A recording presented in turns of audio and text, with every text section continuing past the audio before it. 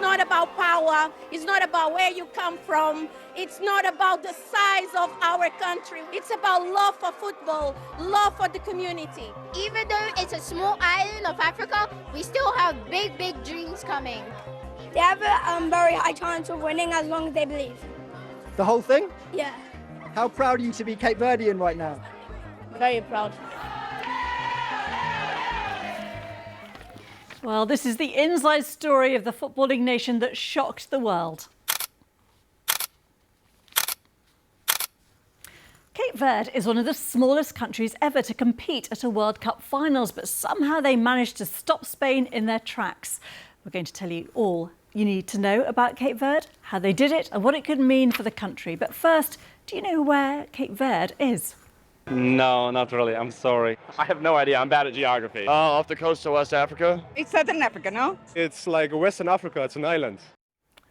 He's right, a big tick there for our German fan. It is a small archipelago of the west coast of Africa. It is made up of 10 volcanic islands and 5 small islets in the Atlantic Ocean. And the smallest nation by land mass ever to compete in the World Cup. Cape Verde is known for its clear blue waters, great food and vibrant wildlife. What else should you know about Cape Verde? Let's get some answers from Paul Nye, who is in the capital, Praia. Paul, it is a quick fire round for you. First up, what is the population? Well, the population of Cape Verde is about 500,000, but if you include the diaspora, it will be about more than twice that number. What language is spoken in Cape Verde? Portuguese is the official language, but most people here speak Cape Verdean Creole, which is a mix of West African languages and, of course, Portuguese. And what is Cape Verde like as a country?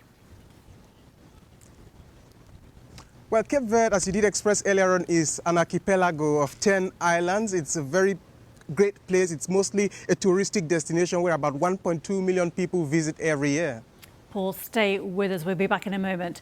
Well, Spain is, of course, a footballing giant, reigning European champions, one of the leading favourites to win the World Cup. So their opening match against one of the lowest ranked teams in the tournament was supposed to be a walk in the park.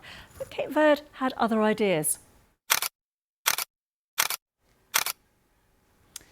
And the Blue Sharks held back wave after wave of Spanish attacks led by 40-year-old goalkeeper Vozinha's incredible performance. He is now being dubbed the Hand of Voz. I feel very, very proud. For me, it's an honor to represent my country. We do this with passion, with love, because we are from a small country. But we know if we work and if we follow the plan of the coach, we had a great chance. Vozinha has gained overnight fame for his heroics, amassing more than 5 million followers on social media in a matter of hours. And he's not the only amazing story to come out of this team. One player came out of retirement to help Cape Verde qualify.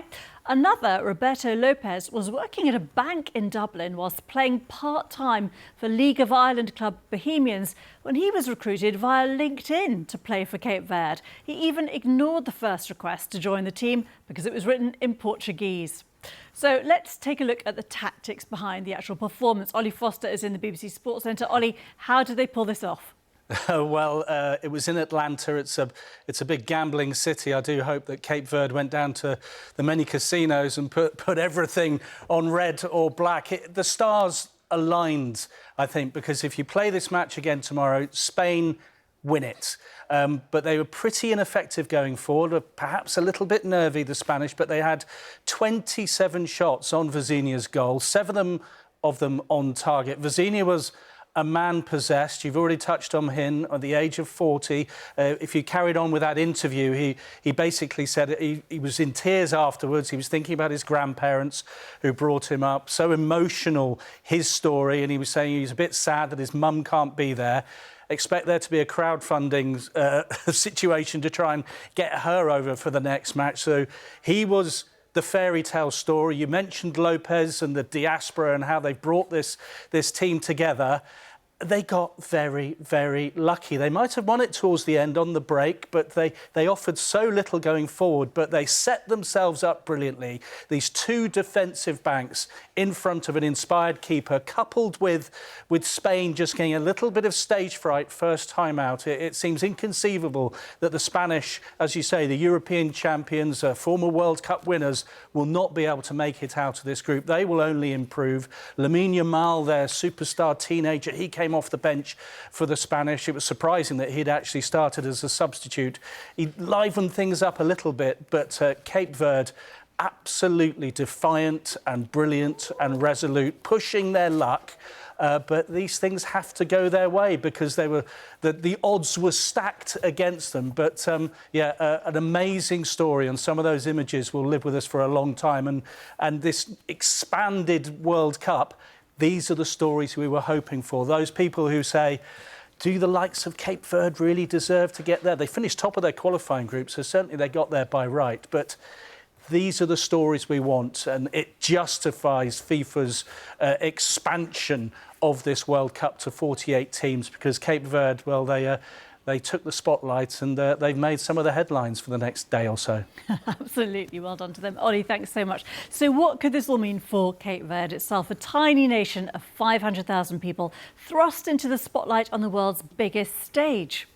Paul, what do you think? People around the world are now searching for Cape Verde. What could this moment mean for tourism in the country?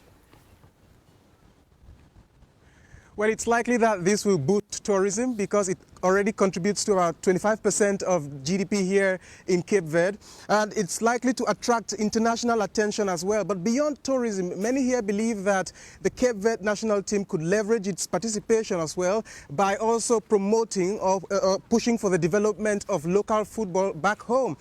Football here is very weak and mostly amateurish, and people believe that with the strength, with the attention and the allure that the team is garnering so far, it could translate into more prosperous outcomes for football back in Cape Verde. Paul, thank you very much. That is all you need to know about Cape Verde, the nation that took on Spain and shocked the world.